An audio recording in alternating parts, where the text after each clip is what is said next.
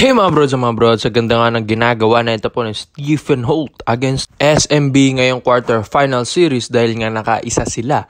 Ay dito na nga minamata ito ng SMB mga bros dahil syempre ayaw rin naman ng SMB na kalabanin talaga ito pong first pick ng Terra Firma Jeep dahil napakalakas nga rin ito mga bros. Lalong lalo na si Wami Chongson, isa rin yan sa mga minamata na ng SMC Group Kaya dahil maraming nagulat dito po kay Stephen Holt dahil syempre legit first pick talaga ito ng Terra Firma Jeep at biruin nyo yan, number 1 ng SMB, number 8 ang Terra Firma na force nila ito sa do or die series mamaya mga kabrods.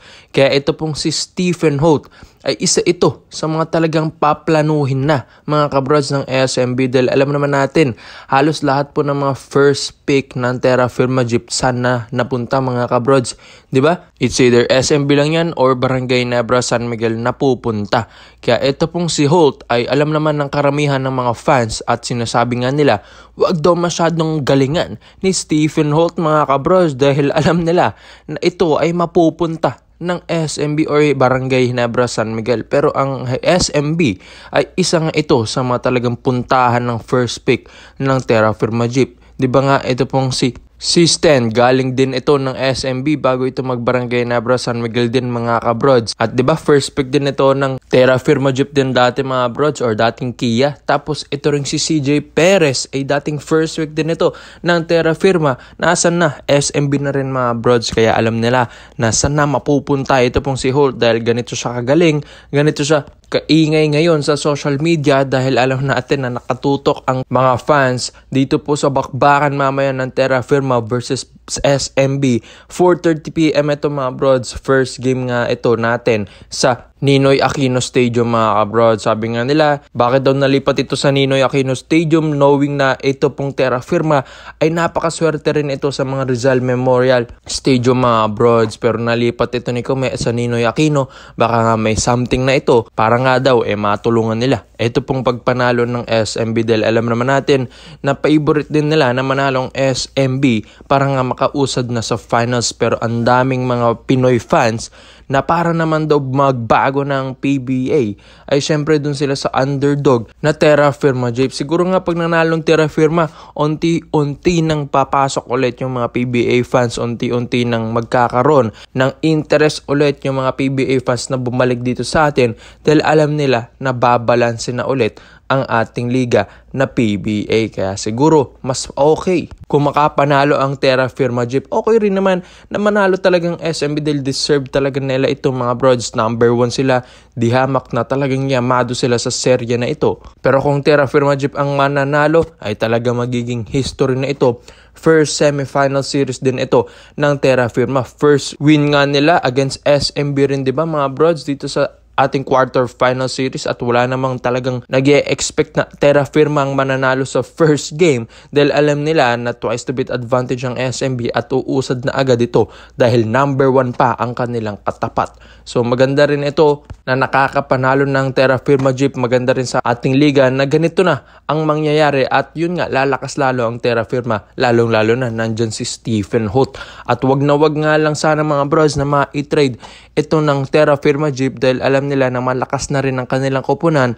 Mas okay nga yan mas lalakas ang kanilang market, mas malalakas ang kanilang promotion at mas lalo silang dudumugin ng mga fans mga kabrods. Gate attendance talagang tiba-tiba pagdating na sa mga sahuran. Ito pang mga players ng Terra Firma at lalong-lalo na yung kanilang owner ng Terra Firma Jeep. Ikaw mga brods, sa tingin nyo ba tama bang i-trade ng Terra Firma ito pong si Holt at babagay ba ito sa SMB?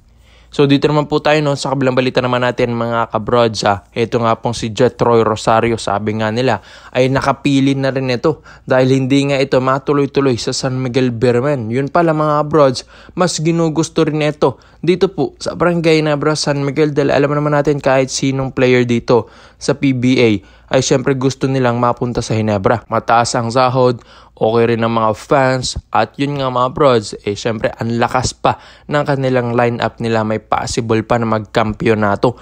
Dito naman kasi sa Blackwater Bossing, sayang, hindi nga lang nakapasok sa playoff series. Ito pong Blackwater Bossing ni Jetroy Rosario. Okay na sana nung una di ba? Sila yung number 1 tsaka number 2 ng Terra Firma Jeep ngayong All-Filipino Cup ng mga 5 games or 3 games after ng Terra Firma at Blackwater Bossing. Pero ano nang nangyari mga broads? Hindi na nagpapapanalo. Ito pong Blackwater sa una lang daw, sabi nga nila, intro boys nga lang daw. Ito pong Blackwater Bossing sa una magpapapanalo. Pagdating sa uli, ayun nga, malalaglag rin naman. Ito pong si Troy ay syempre alam nila na medyo mahihirapan na talaga ito magbuhat talaga ng kupunan. Dahil isa rin naman si Troy Rosario sa mga nagbubuhat dito sa Blackwater Bossing at mahirap nga buhatin lalong-lalo na kapag yung mga superstar mo ay pinagtiti-trade mo, di ba mga broads? Pero ito pong si Rosario ay nakakagulat, superstar din ito ng Blackwater pero hindi nga ito na i-trade. Medyo tumagal-tagal siya dito mga broads sa Blackwater Bossing dahil balay-balita. Gusto rin itong ibalik ng TNT Tropang Giga sa kanilang lineup mga broads. Pero ay tumagal din ito pong si Rosario. Siguro nga ay hindi rin pumapayag yung agent ni Jetroy dahil alam nila na iti-trade din lang naman or gagamitin lang naman din ito ng TNT Tropang Giga gaya ng ginawa nila dati kay Rosario. Kaya siguro medyo tampo na ito. Kaya ang gusto rin at ang focus ngayon ng Rosario ay magkaroon ng offer ang Barangay Nebra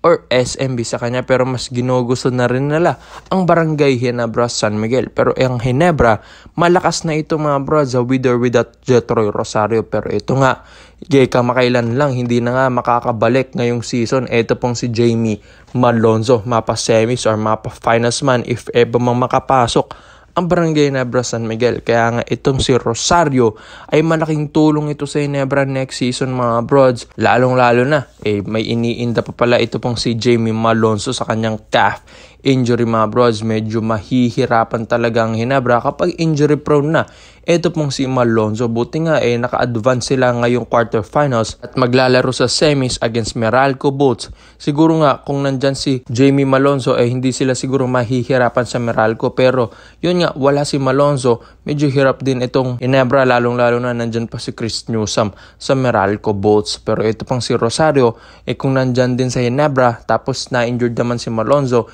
may alternative na player or forward or wingman. Ito pang Ginebra like Jetroy Rosario. Parang Malonzo lang din ito mga broads. Mas athletic nga lang si Malonzo. May tira rin sa labas. Lumakas pa yung upper body ni Jetroy dahil nakikita nyo rin naman. Lumalaki ang kanyang katawan at ang ganda rin ng kanyang laruan sa ilalim dahil gumaganda ng footwork na ito mga broads. Nag-i-improve na rin ito pong si Troy.